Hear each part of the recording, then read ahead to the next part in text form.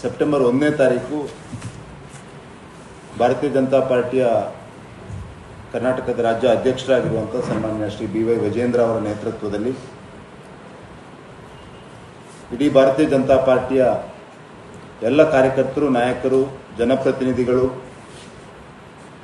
ಎಲ್ಲರೂ ಸೇರಿಕೊಂಡು ಧರ್ಮಸ್ಥಳ ಚಲೋ ಅನ್ನುವಂಥ ಒಂದು ಕಾರ್ಯಕ್ರಮವನ್ನು ಆಯೋಜನೆ ಮಾಡಿದ್ದೇವೆ. ಸಮಸ್ತ ಹಿಂದೂ ಸಮಾಜದ ಶ್ರದ್ಧಾ ಕೇಂದ್ರವಾಗಿರುವಂಥ ಶ್ರೀ ಕ್ಷೇತ್ರ ಧರ್ಮಸ್ಥಳ ಮಂಜುನಾಥ ಸ್ವಾಮಿಯ ಈ ಪುಣ್ಯಕ್ಷೇತ್ರದ ವಿರುದ್ಧ ಹಲವಾರು ಅಪಪ್ರಚಾರಗಳು, ಆರೋಪಗಳು, ಸುಳ್ಳು ಆಪಾದನೆಗಳು, ಯಾವುದೇ ಸಾಕ್ಷ್ಯಾಧಾರಗಳು ಇಲ್ಲದೆ ಒಂದು ರೀತಿಯ ಹಿಂದೂ ಭಾವನೆಗಳಿಗೆ ಧಕ್ಕೆ ತರುವಂಥ ಒಂದು ಪ್ರಯತ್ನ ನಡೀತಿರುವಂಥ ಸಂದರ್ಭದಲ್ಲಿ ನಮ್ಮ ಸನ್ಮಾನ್ಯ ರಾಜ್ಯಾಧ್ಯಕ್ಷರಾದಂಥ ಬಿ ವೈ ವಿಜೇಂದ್ರ ಅವರು ಈ ಕ್ಷೇತ್ರದ ಪಾವಿತ್ರ್ಯತೆ ಉಳಿಬೇಕು, ಈ ಕ್ಷೇತ್ರದ ಸಾನ್ನಿಧ್ಯಕ್ಕೆ ಯಾವುದೇ ಧಕ್ಕೆ ಆಗಬಾರ್ದು, ಶ್ರೀ ಕ್ಷೇತ್ರ ಧರ್ಮಸ್ಥಳದ ನಂಬಿಕೊಂಡಿರುವಂಥ ಭಕ್ತಾದಿಗಳ ಭಾವನೆಗಳಿಗೆ ಧಕ್ಕೆ ಆಗಬಾರ್ದು, ಹಿಂದೂ ಶ್ರದ್ಧಾ ಕೇಂದ್ರಗಳ ಅಪಚಾರ ಆಗಬಾರ್ದು ಅನ್ನುವಂಥ ಉದ್ದೇಶವನ್ನು ಇಟ್ಕೊಂಡು ಮೊದಲನೇ ಬಾರಿಗೆ ನಮ್ಮ ರಾಜ್ಯಾಧ್ಯಕ್ಷರು ಮತ್ತು ಎಲ್ಲ ನಾಯಕರು ನಾವು ಧರ್ಮಸ್ಥಳ ಶ್ರೀ ಕ್ಷೇತ್ರಕ್ಕೆ ಬಂದು ಶ್ರೀ ಕ್ಷೇತ್ರದ ಜೊತೆಗೆ ಇದ್ದೇವೆ, ಧರ್ಮಸ್ಥಳ ಜೊತೆಗೆ ಇದ್ದೇವೆ, ಹಿಂದೂ ಭಕ್ತರ ಜೊತೆಗೆ ಇದ್ದೇವೆ, ಹಿಂದೂ ಸಮಾಜದ ಒಟ್ಟಿಗೆ ಇದ್ದೇವೆ ಅನ್ನುವಂಥದ್ದನ್ನು ಈಗಾಗಲೇ ಹಿಂದಿನ ಪ್ರವಾಸದ ಸಂದರ್ಭದಲ್ಲಿ ನಾವು ತೋರಿಸಿಕೊಟ್ಟಿದ್ದೇವೆ. ಮತ್ತು ಇವತ್ತು ಇಡೀ ರಾಜ್ಯದ ನಮ್ಮ ಭಾರತೀಯ ಜನತಾ ಪಾರ್ಟಿ ಎಲ್ಲ ಕಾರ್ಯಕರ್ತರು ಒಟ್ಟು ಸೇರಿ ಧರ್ಮಸ್ಥಳ ಚಲೋ ಅನ್ನುವಂಥ ಕಾರ್ಯಕ್ರಮ ಮಾಡಿಕೊಂಡು ಭಾರತೀಯ ಜನತಾ ಪಾರ್ಟಿ ಯಾವತ್ತಿದ್ದು ಸನಾತನವಾದ ಹಿಂದೂ ಸಂಸ್ಕೃತಿಯ ಜೊತೆಗೆ, ಹಿಂದೂ ಶ್ರದ್ಧಾ ಕೇಂದ್ರಗಳ ಜೊತೆಗೆ, ಹಿಂದೂ ಸಮಾಜದ ಜೊತೆಗೆ, ಹಿಂದೂ ಭಾವನೆಗಳ ಜೊತೆ ಇದೆ ಅನ್ನುವಂಥದ್ದನ್ನು ತೋರಿಸಿಕೊಡುವಂಥ ಒಂದು ಪ್ರಯತ್ನ ನಾಳಿನ ಕಾರ್ಯಕ್ರಮದ ಮುಖಾಂತರ ಆಗಲಿಕ್ಕಿದೆ. ಈ ಕಾರ್ಯಕ್ರಮದ ಒಟ್ಟು ವ್ಯವಸ್ಥೆಯ ದೃಷ್ಟಿಯಿಂದ ಯಾವ ರೀತಿ ಈ ಕಾರ್ಯಕ್ರಮ ನಾಳೆ ನಡೀಲಿಕ್ಕಿದೆ ಅನ್ನುವಂಥದ್ದನ್ನು ಈ ಕಾರ್ಯಕ್ರಮದ ವ್ಯವಸ್ಥೆಯನ್ನು ನೋಡಿಕೊಳ್ತಿರುವಂಥ ನಮ್ಮ ರಾಜ್ಯದ ಭಾರತೀಯ ಜನತಾ ಪಾರ್ಟಿಯ ಕಾರ್ಯದರ್ಶಿಗಳಾಗಿರುವಂಥ ಶ್ರೀ ತಮ್ಮೇಶ್ ಗೌಡರು ತಮಗೆ ವಿವರಿಸಲಿಕ್ಕಿದ್ದಾರೆ.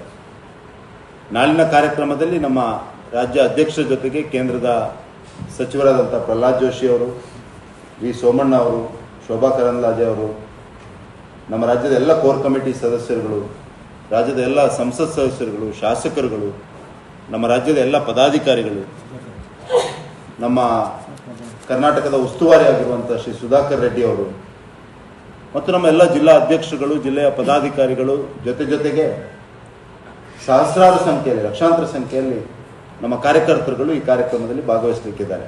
ಅದರ ಮುಖಾಂತರ ಒಂದು ಸ್ಪಷ್ಟ ಸಂದೇಶವನ್ನು ನಾವು ಇಡೀ ರಾಜ್ಯಕ್ಕೆ, ಇಡೀ ದೇಶಕ್ಕೆ ಕಳುಹಿಸಿಕೊಡುವವರಿದ್ದೇವೆ. ಒಂದು ಶ್ರದ್ಧಾ ಕೇಂದ್ರದ ಅಪಮಾನ ಮಾಡುವಂಥದ್ದು, ಅಪಪ್ರಚಾರ ಮಾಡುವಂಥದ್ದು ಭಾರತೀಯ ಜನತಾ ಪಾರ್ಟಿ ಯಾವತ್ತಿಗೂ ಸಹಿಸೋದಿಲ್ಲ ಅನ್ನುವಂಥ ಸ್ಪಷ್ಟ ಸಂದೇಶವನ್ನು ನಾಳಿನ ಈ ಧರ್ಮಸ್ಥಳ ಚಲೋ ಕಾರ್ಯಕ್ರಮದ ಮುಖಾಂತರ ನಾವು ಕಳಿಸಿಕೊಳ್ಳಲಿಕ್ಕಿದ್ದೇವೆ. ಭಾರತೀಯ ಜನತಾ ಪಾರ್ಟಿ ಯಾವತ್ತಿದ್ರೂ ಕಾನೂನಿಗೆ, ಸಂವಿಧಾನಕ್ಕೆ, ಪ್ರಜಾಪ್ರಭುತ್ವದ ಮೌಲ್ಯಗಳನ್ನು ನಂಬಿಕೊಂಡು ಅದರ ಮೇಲೆ ಶ್ರದ್ಧೆಯನ್ನು ಇಟ್ಕೊಂಡು ರಾಜಕಾರಣವನ್ನು ಮಾಡ್ತಾ ಇರುವಂಥ ಒಂದು ರಾಜಕೀಯ ಪಾರ್ಟಿ. ಕಾನೂನು, ಸಂವಿಧಾನ, ಈ ಒಟ್ಟು ವ್ಯವಸ್ಥೆಗಳಿಗೆ ಯಾವುದೇ ರೀತಿಯ ಬೆಲೆ ಕೊಡದೆ ಒಂದು ರೀತಿಯ ಷಡ್ಯಂತ್ರಗಳನ್ನು ಮಾಡಿಕೊಂಡು ಕೇವಲ ಧರ್ಮಸ್ಥಳ ಒಂದು ಶ್ರದ್ಧಾ ಕೇಂದ್ರ ಹಿಂದೂ ಭಾವನೆಗಳಿಗೆ ಧಕ್ಕೆ ತರಬೇಕು ಅನ್ನುವಂಥ ಉದ್ದೇಶವನ್ನು ಇಟ್ಕೊಂಡು ಮಾಡ್ತಾ ಇರುವಂಥ ಅಪಪ್ರಚಾರಗಳನ್ನು ಸಹಿಸೋದಿಲ್ಲ ಮತ್ತು ರಾಜ್ಯ ಸರ್ಕಾರ ಇದನ್ನು ಹತ್ತಿಕ್ಕಬೇಕಾಗಿತ್ತು ಅನ್ನುವಂಥದ್ದು ನಮ್ಮ ನಂಬಿಕೆ. ಒಟ್ಟು ನಡೀತಿರುವಂಥ ತನಿಖೆಗಳನ್ನು ಭಾರತೀಯ ಜನತಾ ಪಾರ್ಟಿ ಮೊದಲಿಗೆ ಇದನ್ನು ಸ್ವಾಗತ ಮಾಡಿತ್ತು, SIT ತನಿಖೆಯನ್ನು. ಆದರೆ ತನಿಖೆ ಯಾವ ದಿಕ್ಕಲ್ಲಿ ಹೋಗ್ತಾ ಇದೆ ಅನ್ನುವಂಥದ್ರ ಬಗ್ಗೆ ಎಲ್ರಿಗೂ ಸಂಶಯ ಬರುವಂಥ ಸಂದರ್ಭದಲ್ಲಿ ಇದರ ಒಟ್ಟು ಎಲ್ಲ ಆಯಾಮಗಳಲ್ಲಿ ತನಿಖೆ ಆಗಬೇಕು. ಹೊರ ರಾಜ್ಯಗಳಿಂದ ಜನ ಇದರಲ್ಲಿ ಒಳಗೊಂಡಿದ್ದಾರೆ ಅನ್ನುವಂಥ ಆರೋಪಗಳು ಕೇಳಿ ಬರುತ್ತಿರುವಂಥ ಸಂದರ್ಭದಲ್ಲಿ ಮತ್ತು ಜನಸಾಮಾನ್ಯರಲ್ಲಿ ಭಾವನೆ ಬರ್ತಾ ಇರುವಂಥ ಸಂದರ್ಭದಲ್ಲಿ ಮತ್ತು ಬೇರೆ ಬೇರೆ ಭಾಗದಿಂದ ಇದಕ್ಕೆ ಹಣವನ್ನು ಹೊಂದಿಸಿಕೊಳ್ಳುವಂಥ ಪ್ರಯತ್ನಗಳು ಕೂಡ ಆಗ್ತಾ ಇದೆ. ಕಮ್ಯುನಿಸ್ಟ್ ಪಾರ್ಟಿ, SDPI ನಂಥ ಸಂಘಟನೆಗಳು ಇದರ ಬೆನ್ನಿಗೆ ನಿಂತಿದೆ. ಈ ಅಪಪ್ರಚಾರ ಮಾಡುವಂಥ ಪ್ರಕ್ರಿಯೆಯಲ್ಲಿ ಅವರು ಕೂಡ ಇದ್ದಾರೆ ಅನ್ನುವಂಥದ್ದು ಕೂಡ ಎಲ್ಲರ ಗಮನಕ್ಕೆ ಬಂದಿರುವಂಥ ಈ ಸಂದರ್ಭದಲ್ಲಿ ನಾನು ನೇರವಾಗಿ ಈ ಸಂದರ್ಭದಲ್ಲಿ ಹೇಳ್ತಾ ಇದ್ದೇನೆ, SDPI ಅನ್ನುವಂಥ ಒಂದು ಸಂಘಟನೆ ಇದು PFIನ ರಾಜಕೀಯ ಮುಖವಾಣಿ. PFI ಇವತ್ತು ದೇಶದಲ್ಲಿ ನಿಷೇಧಿತ ಆಗಿರುವಂತ ಒಂದು ಸಂಸ್ಥೆ.